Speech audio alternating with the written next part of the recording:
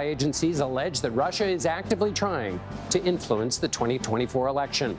Plus, some signals from the job market ahead of the Federal Reserve's likely rate decrease, a discussion about chip maker NVIDIA, which is having tummy troubles in the stock market and now might have antitrust issues, and a conversation about how to replace cynicism with a more useful habit.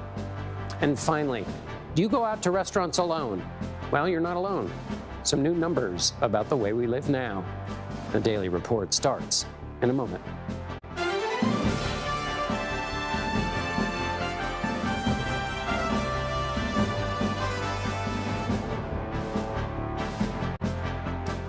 Hello.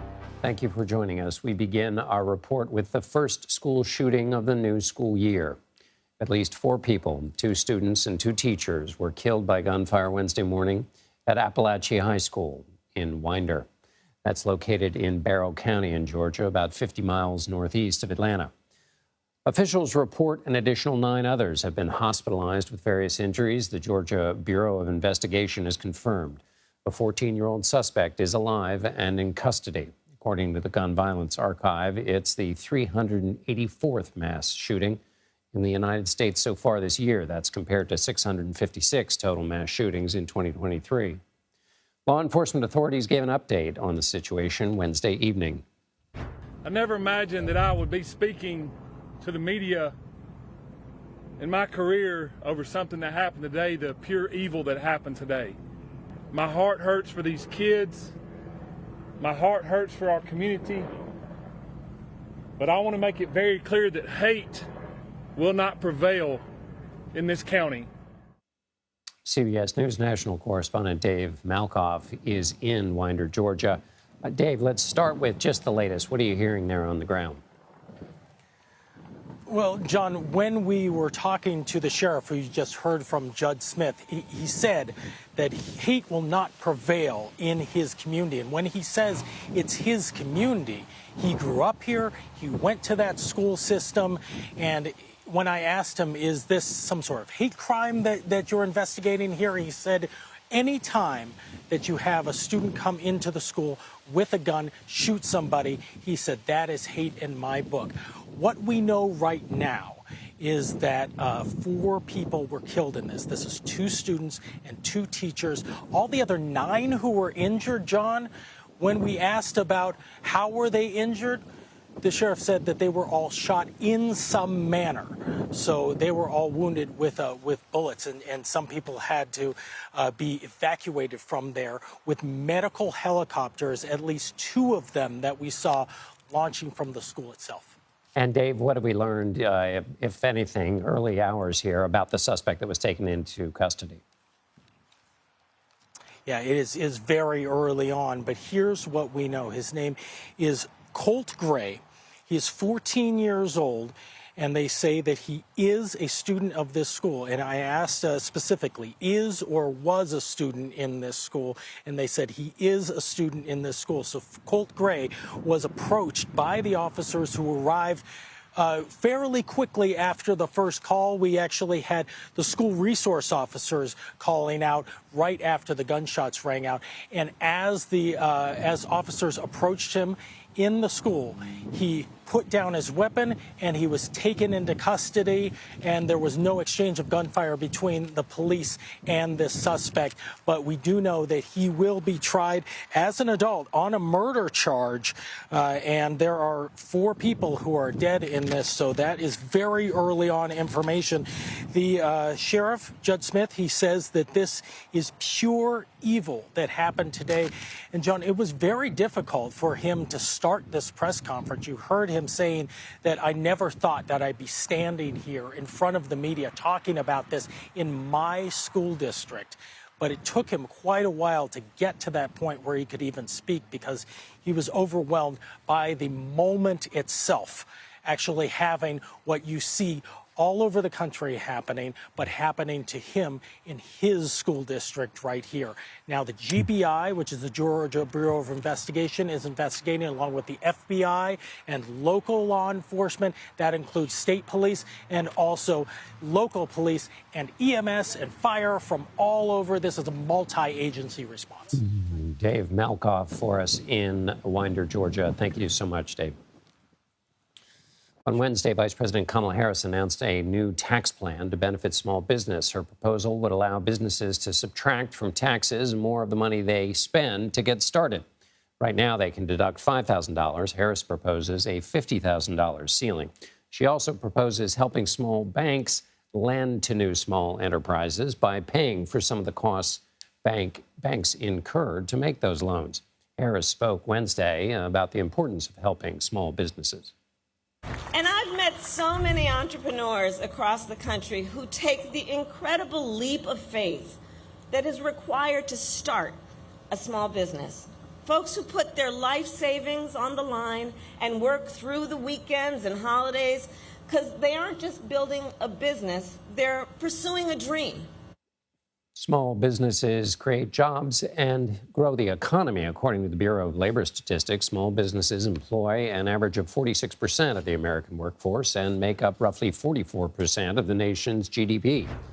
That's largely to the benefit of local communities. An estimated 68 of every $100 spent at a small business stays within the local economy that the business serves.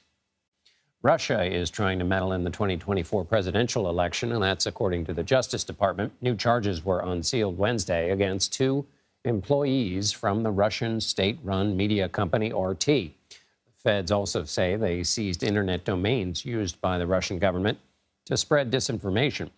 Here's some of what Attorney General Merrick Garland said earlier. The American people are entitled to know when a foreign power is attempting to exploit our country's free exchange of ideas in order to send around its own propaganda. CBS News Homeland Security and Justice reporter Nicole Skanga joins us now from the Justice Department. Nicole, so what kind of disinformation are we talking about here, according to the Justice Department? Yeah, John, it's an important question, and one notorious Russian group known as Doppelganger is known for spreading disinformation aimed at undermining U.S. trust in elections, weakening any sort of U.S. opposition to core Russian interests, particularly given the ongoing war in Ukraine, trying to discredit NATO and amplifying some U.S. domestic divisions. A little bit of don't pay attention to what we're doing over here, focus on your own country. In another instance of an unsealed indictment today, the Department of Justice pointing out 2 RT employees accused of operating as foreign agents, funneling $10 million to a Tennessee-based media company. And just to give you a sense of the size and scope, the influence, that company producing over 2,000 videos on subjects like immigration, inflation, 16 million views on those videos, John. And so the immigration and inflation sounds like just general pot stirring, as you said, get people focused on something other than Ukraine, but also just to the extent that Americans are at each other's, are barking at each other, that creates divisions. How different is that from what the Russians were engaged in 2016? Yeah, it is a lot of pot stirring, a lot of hot button pressing. And, Attorney General Garland was asked today, how is this different from 2016? And he said, well, we're seeing an accelerated Russian disinformation and foreign influence campaign here. We're seeing the use of things like artificial intelligence in order to speed up and multiply bot forms, which are so good at peddling and spreading disinformation across multiple social media companies. Garland calling it a bigger threat than it ever was before. But officials were quick to point out that we've seen this movie before, right? Russia is not necessarily new to the disinformation game. That Russian efforts to meddle in the U.S. elections date back several campaign cycles. Most notably in 2016, there was, of course, that Russian-sponsored hack and leak campaign targeting the DNC and then Hillary Clinton's campaign. So we're looking at a dangerous game with some new shiny tools, but it's essentially the same game, John. Nicole, last question. I'll sneak 2 in there for you. One, did the Department of Justice make any claim about whose interests these efforts, other than the Russian interests, obviously, were they picking a side? Are the Russians picking a side in the presidential election? And the second is that Merrick Garland, the Attorney General, said something about how the Russians are using influencers to do their work. What does that mean? Yeah, absolutely. And we've seen both today in these pages in the indictment and also previously the U.S. has stated that Russia tends to pick Donald Trump's side, candidly. And if you look at that one indictment, those two employees of, Russia's state-controlled media that are now being charged with pouring money into that Tennessee-based media company. That company was essentially enlisting popular right-wing social media influencers. Now, we have to be careful here, John. They're not listed outright in the indictment itself, but the DOJ here and prosecutors describing the company as a network of heterodox commentators that focus on Western political and cultural issues, saying that they were incorporated on January 19th, 2022. We did some digging ourselves within Tennessee Secretary of State's office incorporation records and found that that description, as well as that incorporation date, matches exactly Tenet Media Company, a media startup representing far-right voices some of our viewers might recognize, like Benny Johnson, Tim Pool, and Dave Rubin. We've, of course, reached out to Tenet Media for comment, but have not yet heard back. John? Nicole Scango on the case from the Justice Department for us. Thank you very much, Nicole. Ukraine's foreign minister submitted his resignation Wednesday in what is the country's largest shakeup since the start of the Russian invasion. This comes after a new wave of Russian attacks, this time targeting the western city of Lviv. At least 7 people were killed, including 3 children. CBS News' Ian Lee is following this story for us from London. Ian?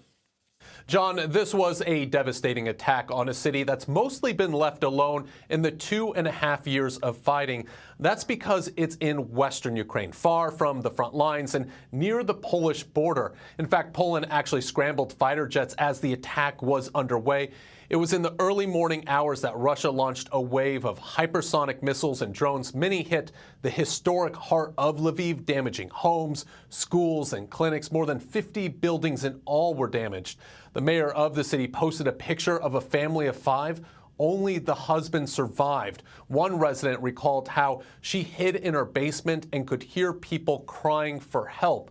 I was in Lviv a couple weeks ago. You really feel that it's safer than the rest of the country, but this attack shows that nowhere is really safe.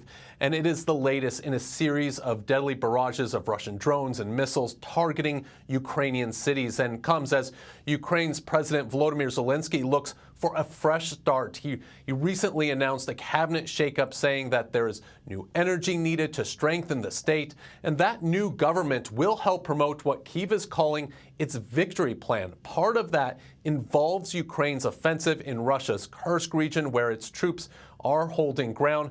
Now, President Zelensky is expected to present this plan to President Biden later this month. John? Ian Lee in London. Thank you. Benjamin Netanyahu said Tuesday that Israeli forces won't leave the Philadelphia corridor between Gaza and Egypt until it is secure, refusing to remove those forces as part of a hostage release deal with Hamas, which the Israeli Prime Minister said will not yield enough hostages in that deal and also will leave Israel strategically weak. If we get out of the Philadelphia corridor, we're not going to get the hostages back. Certainly, we're going to condemn a lot of them to stay there. We could get a few out. They'll give us that. But they'll leave a lot with them. We won't have the pressure point. And something else will happen. We will not be able to come back. The Philadelphia corridor, a narrow strip of land along Gaza's southern border with Egypt, has become an obstacle in ceasefire and hostage release negotiations. Netanyahu said Israel must maintain a true presence there to prevent Hamas from rearming itself through smuggling tunnels across the border. Both Egypt and Hamas deny those charges or assertions. The Israeli leader has been facing growing pressure following the killings of the 6 Israeli hostages. Thousands of Israelis have been protesting, pushing for a deal with Hamas to bring the remaining captives back home. About 75 of the hostages are believed to still be alive. What's going on with NVIDIA? Company's stock takes a hit as it faces reported antitrust concerns. We'll assess what's happening with the AI chip maker. Plus, 100 days over 100. It may be a dry heat, but it's really hot in Phoenix much of the time. Details to come. You're streaming The Daily Report.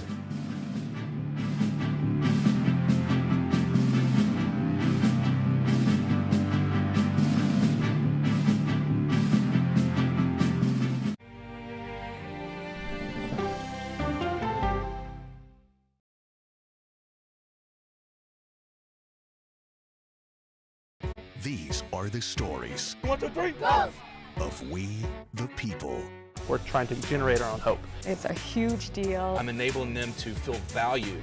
Eye on America. Weeknights on the CBS Evening News with Norah O'Donnell. I had progressively fallen deeper into the world of online sports betting. The risk is the rush. What do you think is driving the spike in popularity? I think it's legality. If it's legal, I'm going to use it. There are ways to bet when you are 18. We've created an epidemic of child gambling. You can't walk into a male dormitory in a college campus without sports betting happening. It's America's most neglected problem. I use sports betting as a way to escape, when in reality, I'm choosing self-destruction. Whatever I had left, it was gone. The purpose of the industry is to get you to play to extinction. And that means until all your money is gone. Go to the ends of the earth. Reach for the stars. Yeah, I just took off. That kind of thing. Oh, that's pretty good. Because there's always something new under the sun on CBS Sunday morning. America Decides is your place for fact-based, unbiased reporting. At the White House, at the Capitol, on the campaign trail. What do you say to those in your party? Any cracks in the Republican Party? Our reporters and our anchors travel the country talking to voters like you about the issues that matter most. Immigration is really a factor right now that are going to be driving your decisions. What would you say to those who say, look, that's just democracy at work? Listening to you and bringing your voice into our coverage. I want a strong, proud America. Is democracy on the ballot in 2024? Let us help you decide. America Decides. Stream our expanded one-hour program Monday through Thursday at 5 p.m. Eastern. Exclusively on CBS News 24/7, the streaming home of CBS News. People with developmental disabilities were once sequestered by the hundreds of thousands in institutions. Many of our fellow citizens are suffering tremendously because lack of attention, lack of imagination, lack of adequate manpower. Disability activists have since torn down barriers blocking them from living at home or in the community. We conclude that Title II of the ADA requires states to provide community-based treatment for persons with mental disabilities. But of the 16,000 people who remain in state-operated institutions, half are in 5 states, and Illinois is one of them. I don't want to live in the institution. It makes me feel discriminated against. Do you think there are people living in institutions in Illinois that don't need to be living there? Yeah, because they're proving it as soon as they get out.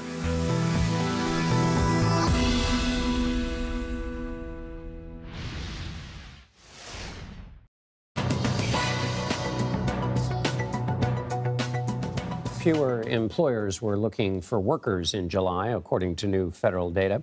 The 7.7 million job openings were down 200,000 from June. It's the fewest openings since January of 2021. The report on job openings is watched closely for signs about the strength of the economy. If companies are desperate for workers, they'll pay more, and that will increase prices. To fight that, the Federal Reserve will keep interest rates up. But if there's not a high demand for workers, that's a signal price increases might be slowing, inviting the Fed to drop rates. Friday, a different jobs report will offer a picture for the month of August. In August, artificial intelligence chipmaker NVIDIA set the record for the largest one-day increase in market value in stock market history. On Tuesday, it did the opposite. The company's shares fell 10%, the largest single-day drop for any U.S. company in the stock market's history. Nearly $280 billion disappeared from NVIDIA's market value. Wednesday, NVIDIA traded almost flat before ending the day down nearly 2%. Still, overall, the stock is up 120% this year. Meanwhile, Bloomberg is reporting the Justice Department sent subpoenas to NVIDIA over antitrust violations. According to the outlet, officials have expressed concerns the chipmaker is making it harder for clients to switch to other suppliers and is penalizing buyers that use other artificial intelligence chips rather than exclusively using NVIDIA's. Jeremy Owens joins me from San Francisco. He is host of On Watch, a weekly podcast by MarketWatch. So let's start off with NVIDIA stock. What's going on? Well, when they reported earnings last week, they did say that their next generation chip, Blackwell, that was expected to start shipping in this current quarter, won't actually start shipping until their fiscal fourth quarter. That caused them to have a forecast that was a little bit light. It was still above what Wall Street expected, but not as far above as Nvidia has gone over the past 3 or 4 quarters. And that kind of pushing some of that money out toward has caused people to pull a little bit of their money back from Nvidia. And this is the kind of volatility we've seen. I mean, you mentioned last month when they had their biggest one-day gain. Well, that was after a month of losing about a quarter of their market capitalization, right? We've seen this volatility, and a lot of it isn't going to change until there's more proof that an AI boom is going on outside of Nvidia. So it seems like there are 3 things at play here based on what you said. And tell me which ones are real, or maybe they're all 3 in play. One is massive expectations for Nvidia itself, and that's just peculiar because Nvidia has a special product. The other is AI hype and maybe some withdrawal from AI hype. Investors got too far ahead of themselves. And then the third is this actual thing, which is they're a little behind schedule on one of their next chips, which is an actual physical thing that investors could be upset about as opposed to a question of expectations. Is that pretty much cover the ground? Yeah, that gets around to it, right? You know, and as it goes for AI hype, I mean, Nvidia is proving that it's not just hype when it comes to them.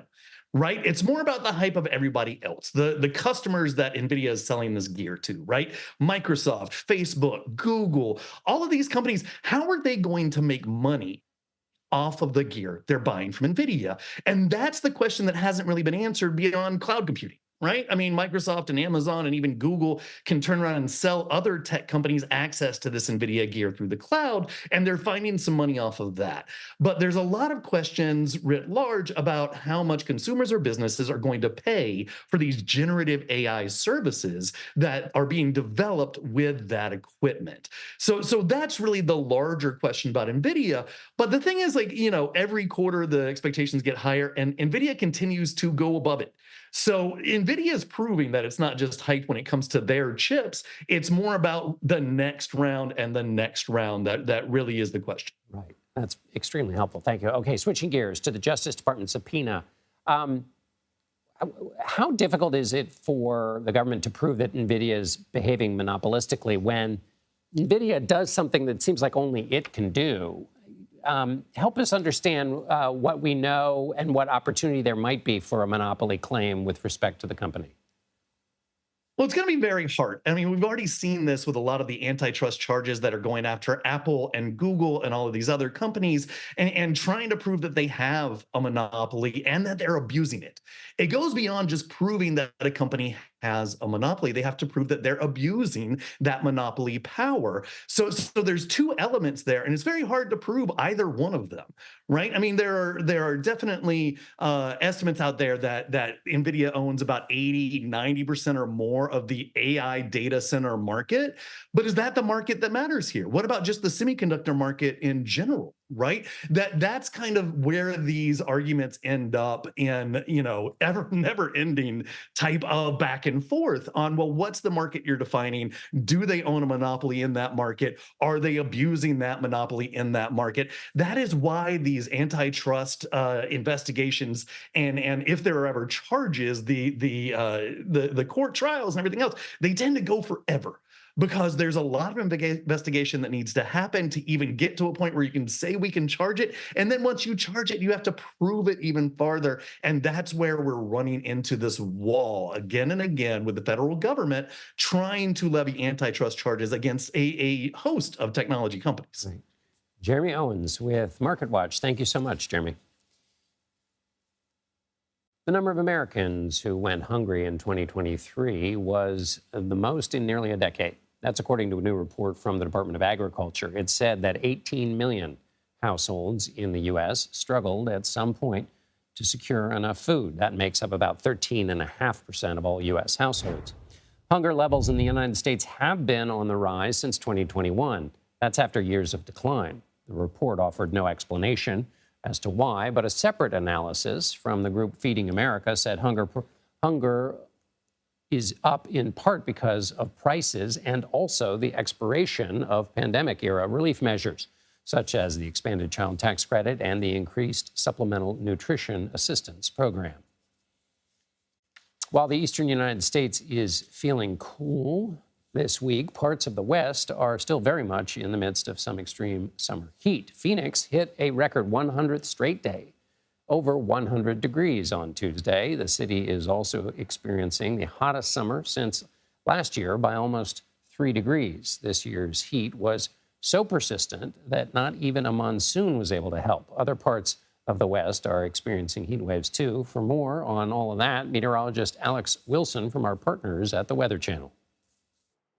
A fall feel for the east. Meanwhile, temperatures warming up across the west. So for some, still in summer, very much so. That would be the west, where temperatures are into the triple digits tomorrow from Sacramento to Medford. Portland, Oregon at 103, closing in on triple digits down in L.A. Your high around 98 degrees. We continue our streak of 100-degree-plus days for the city of Phoenix. Meanwhile, across the south, part of the reason our temperatures will be below average is because we've got clouds and we've got plenty of rain. Disturbances along our boundary, tropical moisture, keeping it soggy. Rain showers, heavy at times, could prompt some areas of flash flooding. Now, strong cold front sweeping southeast into the weekend. That's going to move the moisture east into Florida. But between now and Saturday, we could see some heavier totals along the Gulf Coast, especially the state of Louisiana, where plenty of 3 to 5+ inch amounts are possible. As I mentioned, the clouds and rain will keep temperatures cool through the weekend. Up around the Great Lakes, very fall-like to start your weekend.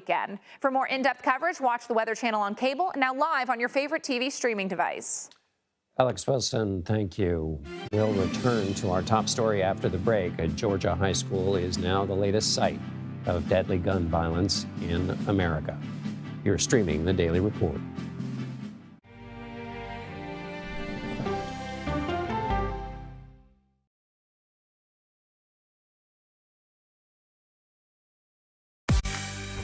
On our places, bright, shiny faces. When you wake up in the morning, we want to be your go-to team. Nate has one of the quickest minds I've ever seen. Tony has a way of making people feel comfortable. Gail has this unbelievable knack to ask the question that you're asking at home. I've been told I could talk to a tree, and that's pretty much true. I don't go to work in the morning. I go for coffee with my 2 good friends, and we talk about the world. Your morning routine just got better. CBS Mornings, weekdays at 7. It didn't seem like anything could happen, because nothing ever happens in East Palestine, but it did. Authorities released toxic fumes from 5 derailed train cars. Resident, please evacuate. Acute bronchitis due to chemical fumes. Did you ever have these problems before the derailment? No, ma'am. This neighborhood's not safe no more. We can assure the community that there's not vinyl chloride entering their communities. Then why are there so many people feeling these various symptoms of bloody noses or difficulty breathing, bronchitis? That's a hard question to answer. We're talking about one of the most blatant releases of a mixture of some of the most toxic chemicals that we've seen in America. I feel like now I have a duty to warn other communities. If my daughter has to watch me die of cancer, at least it saves someone else.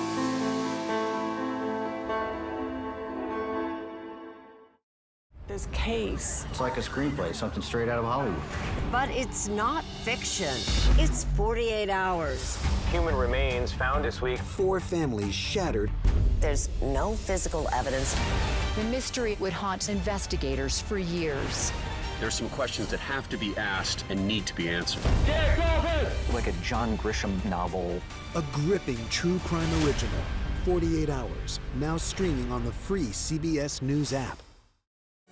Stories that inform. Or you can be really old at 60, and you can be really young at 85. Inspire. How do we unlock the power within ourselves to be who we want to be? And brighten your day. The best part of fame is making people feel good. Always send the people home happy. Make every day a little more like Sunday morning. Here comes the sun. Stream now on the free CBS News app. Hello, everyone, and welcome to our Dragon capsule here in space. sightseers in space, the thrill of a lifetime. Seeing the Earth from space, it was so exhilarating. But the risks that come with the territory. There have been 4 fatal accidents. That's a 1% fatal accident rate. Might make you look before you launch. If you had 1 out of 100 airplanes falling out of the sky, we'd have a public crisis. Space tourism, now streaming on the free CBS News app. Welcome back to the Daily Report. I'm John Dickerson. Here are some additions to our top stories. The U.S. is accusing Russia of interfering in the 2024 election. Attorney General Merrick Garland announced the Justice Department filed charges against 2 people and seized dozens of internet domains. Russia's strategy allegedly involved creating fake news sites to spread propaganda. The United Nations says progress is being made in its polio vaccination campaign in Gaza. The UN relief agency there says about 187,000 children have been vaccinated in the central part of the territory, with plans to move to other areas next. Israel and Hamas have temporarily paused fighting in vaccinated areas to allow the medics to work. At least 4 people are dead and 9 injured after a shooting at a Georgia high school Wednesday. The suspect, a 14-year-old male student, surrendered and is now in custody. Authorities say the investigation is still in its early stages and they have yet to determine a motive. Miguel Perici Orta joins me now alongside his mom, Carolina. Miguel is a sophomore at Appalachian High School. Miguel, thank you for being with us after this very difficult day. Tell us what you experienced today. It was early in the morning and I had just finished the quiz and I heard a loud banging outside the door and I thought it was a locker, so I didn't think too much of it. And then so my teacher went over to the door to check out what happened, and then we heard repeatedly over and over again. And then that's how we knew it was a gunshot. And that's when the hard lockdown was placed. I ran to the back of the classroom and hid under a lab table for about half an hour. And I was just thinking about how it's possible that I might die today. And it was just a sad thought to me. Miguel, had you ever thought anything like this might ever happen at school? No, I always hear about it happening, but it's one of those things that you don't relate to it until it happens. So it was just shocking that it happened here. When you were hiding under the lab table, did you have your phone? Were you able to get in touch with your mom? No, I had my phone in a phone pocket and I didn't have time to get it before. So for about half an hour, I was just trying not to make any noise, trying to listen to the noises outside because you could sort of hear what was happening out there. And I was just worried about not being able to talk to my mom again. Tell me what you said when you saw your mom. When I saw my mom, it was after we went outside and I had called her. And when she answered, I started just breaking down. I'm like, Mom, I'm okay. But there was a shooter here. And then she jumped from here all the way to the school. She got here really fast. And I gave her the longest hug I've ever given. Miguel, tell me when you were under the table, there were other students in the class, right? Were you able, tell me about that half an hour. It must have seemed like days. Yeah, it felt like it was an ending. I heard people crying quietly, people whispering, but then the teacher told them to be quiet because there was an active shooter right down the hall. And what I decided to do was just pray. I prayed for my mom, I prayed for my dad, my sister, my family. Miguel Perici Orta, thank you for being with us, and God bless you and your mom, Carolina. Thank you. Jillian Peterson joins me now. She is the executive director of the Violence Prevention Project Research Center. It's good to be with you again, even on these awful circumstances, because you've helped us understand this before, these numbers, this pattern in our country. So let me start here. The shooter is 14, we've been told. Based on your research, how does that fit into the work you've done compiling an understanding of the kinds of shooters that are in these school shootings?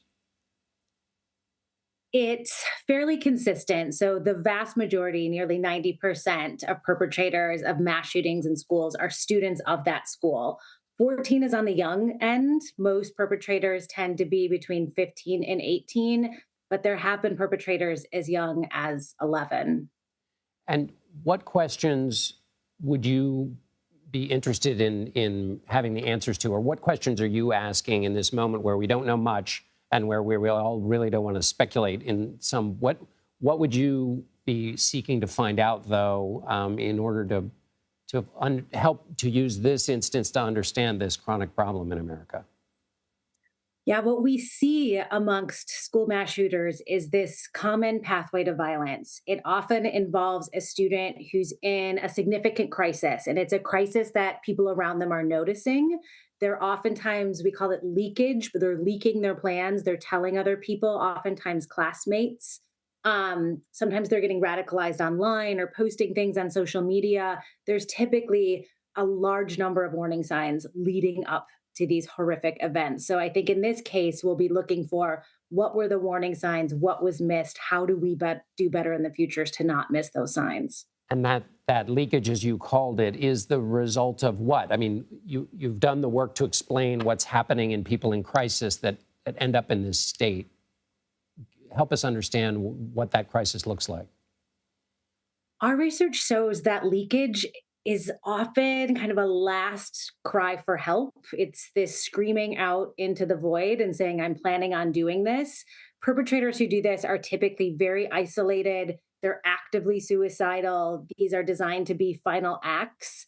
And we've interviewed perpetrators of these shootings, and they say they're looking to be seen and to be known. Even if it's for something horrific, they want their name in the headlines. And so if you can give that person some hope, take away the suicidality, intervene in the crisis, there's hope that you can sort of get them out of that moment. And so very quickly, Jillian, at the end here, as I recall from our previous conversations, the message is if you see a kid who's, alone, lonely, outside, in crisis, see them, show them they are seen.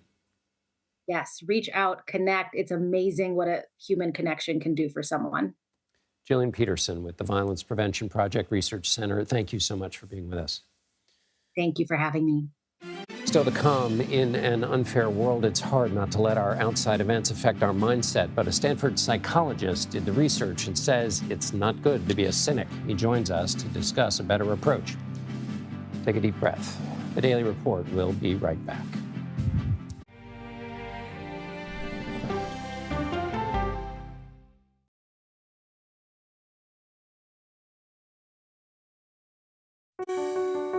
Washington is the seat of power. National security, foreign policy, global economics, every story comes through Washington in some way.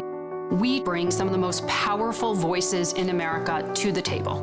We don't just ask the questions, you have to go deeper. We try to understand what's at the heart of the issue we're talking about, to then come forward with solutions. Face the Nation on CBS.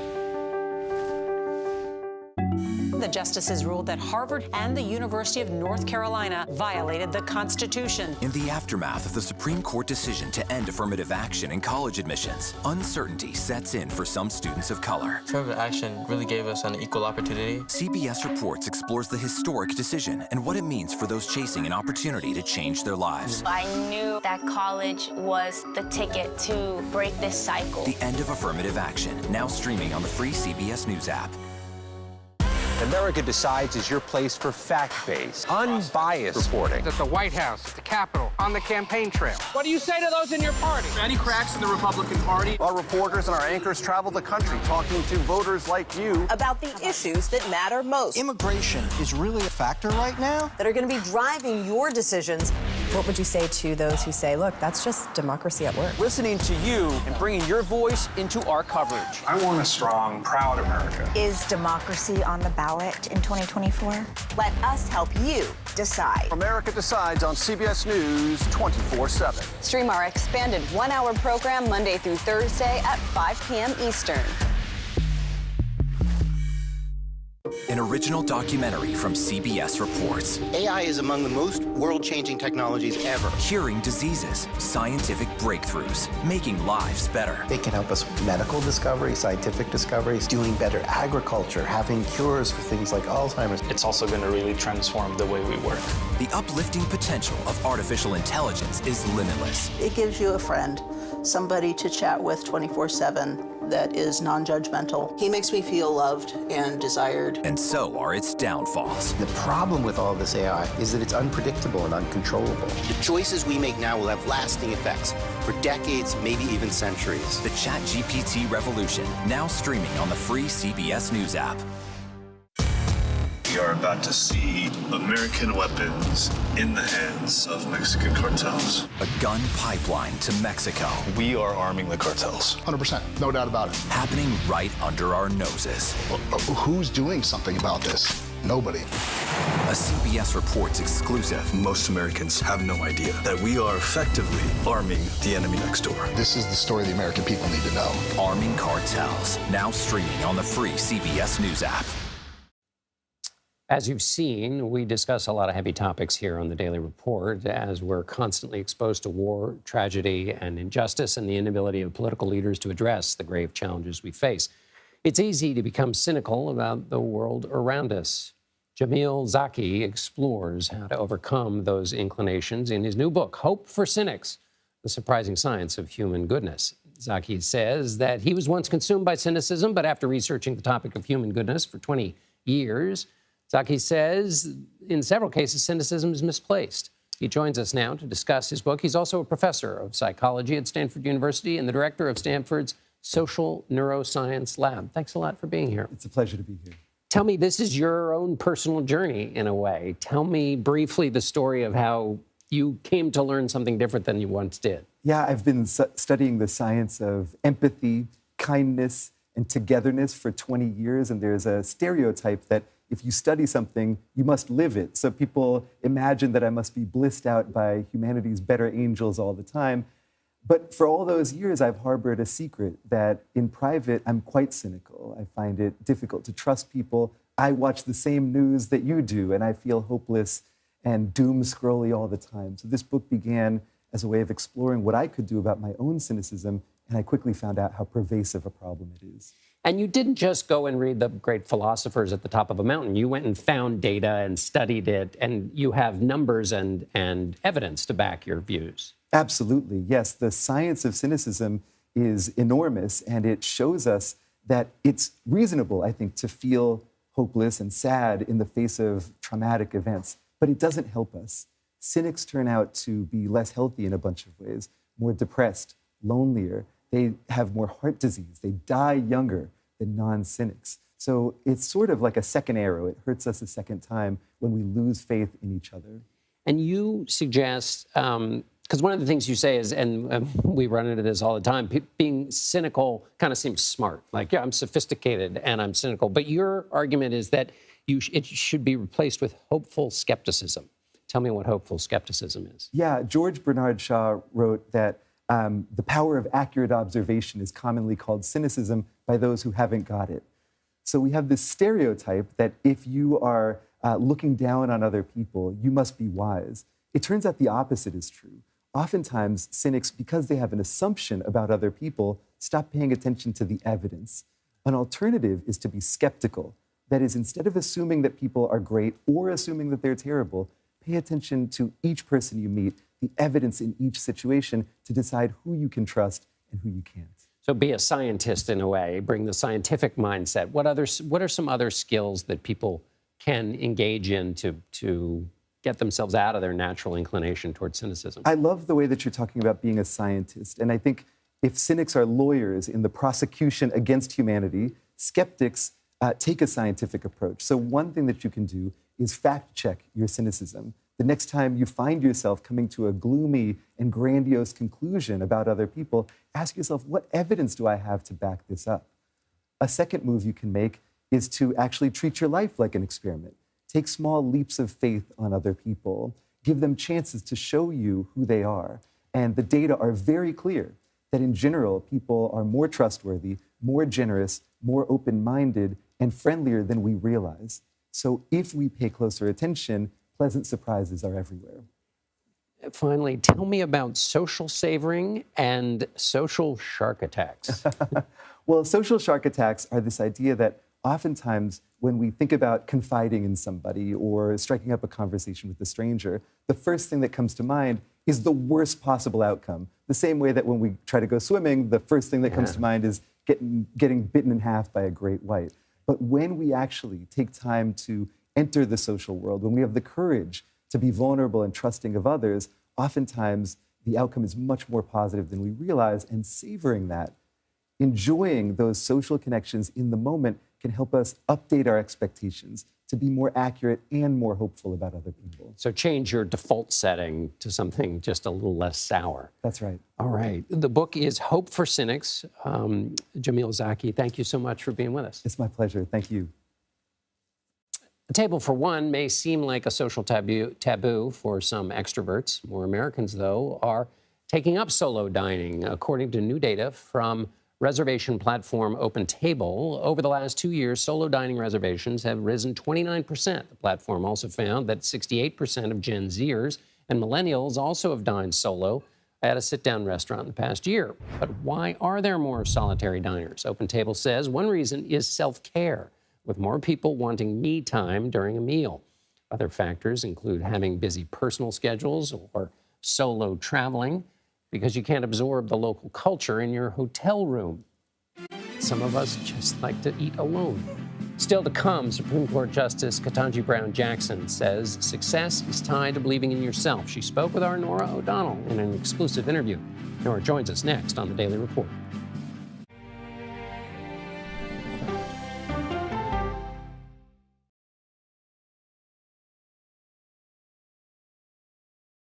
Go to the ends of the earth. Right now. We got something crazy.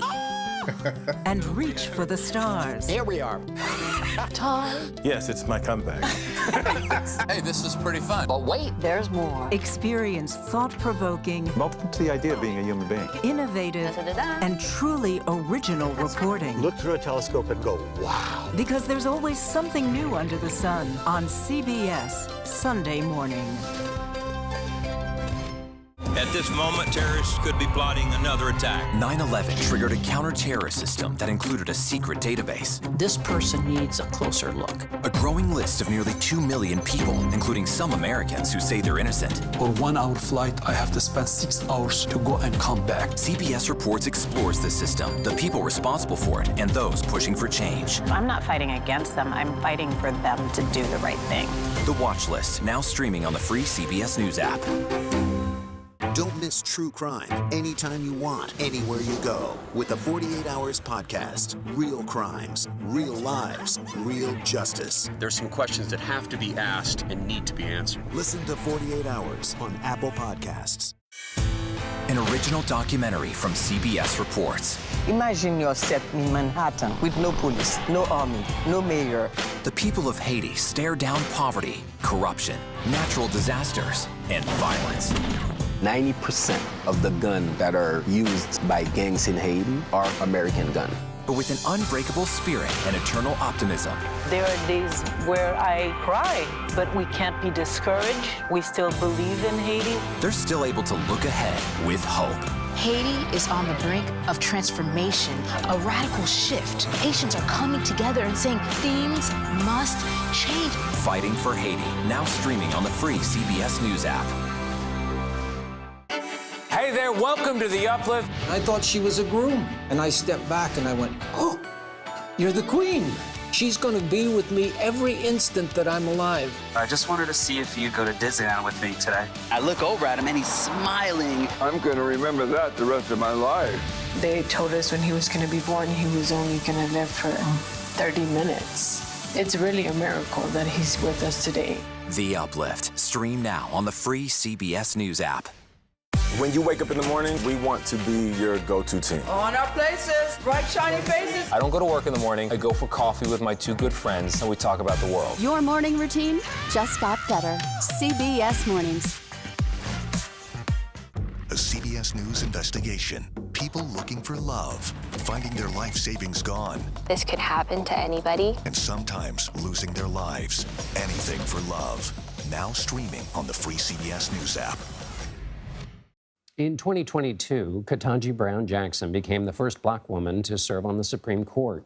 In her 2 years on the bench, Jackson, who replaced retired Justice Stephen Breyer, for whom she once clerked, has emerged as a strong voice for the court's liberal minority, writing opinions on affirmative action, voting maps, abortion, and most recently, presidential immunity. On Tuesday, Justice Jackson released her memoir, Lovely One. The title comes from a translation of her West African name.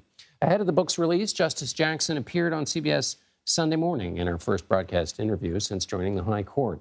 The rest of the interview will stream Thursday night on Person to Person with Norah O'Donnell. Here's a preview. You write that as a college student, you had a stubborn sense of my own value. What do you mean by that? Well, it's a good question.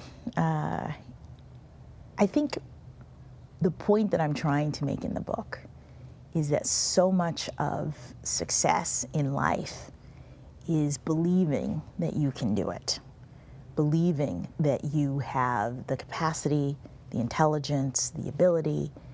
And in my parents' experience, they had grown up at a time in which the larger society was not affirming of their capacity, their ability, along racial lines. I mean, this was the sort of story of segregation, the idea that there were people from certain racial groups that didn't deserve to be integrated fully into the society. And so when you come from one of those groups, you have to really focus on shoring yourself up in order to be successful. And for more on that discussion, we're joined by Norah O'Donnell. Norah, I'm struck by that clip and your Sunday morning interview that Ketanji Brown Jackson is motivated, and it comes from several different areas. Did that strike you, her sense of motivation? It did, and it was instilled by her parents. They gave her this sense of perseverance. Why? Because her parents grew up in the segregated South. Her family went from slavery to the Supreme Court.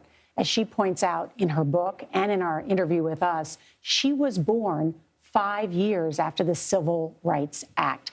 For her parents, they couldn't swim in some pools. They couldn't go to some places. So they wanted to make sure that their daughter had every dream and hope that they could never fully realize. And so you see that in her. I mean, she learned to read at the age of 2. You know, they had note cards all over her bedroom with words.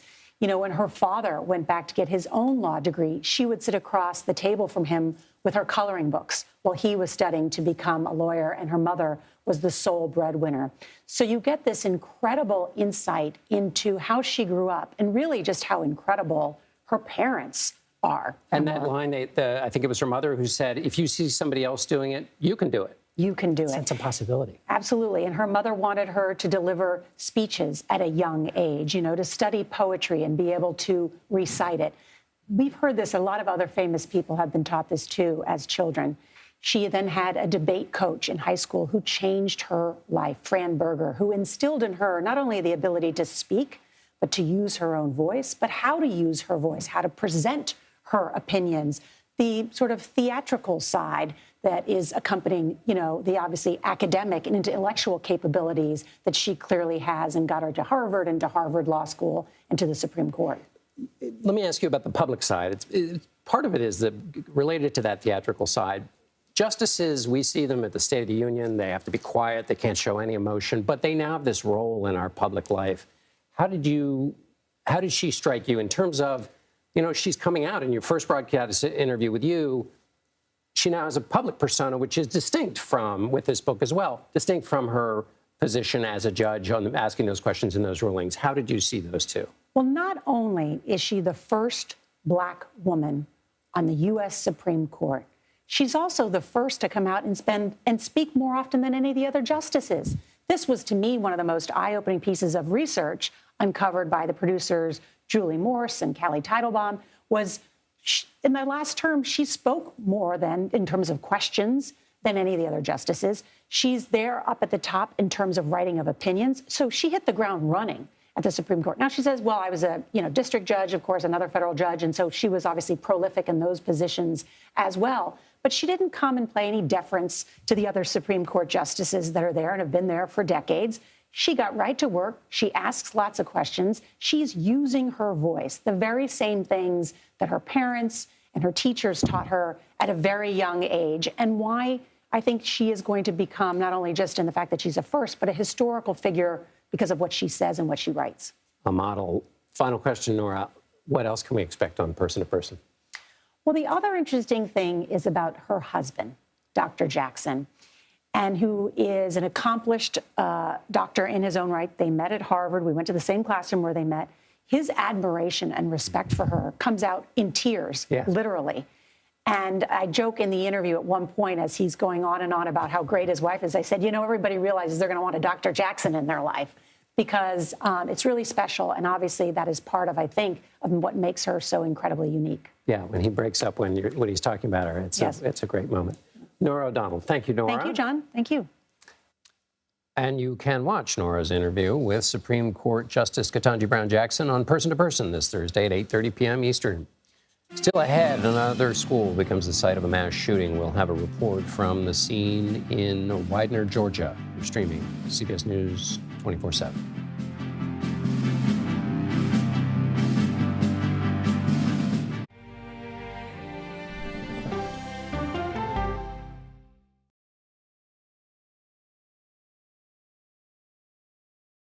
Okay, so let's just start at the beginning. Well, let me start with this. What is at stake here? What is the answer then? Do you know why? You want me to just keep going? Is that a good thing or a bad thing?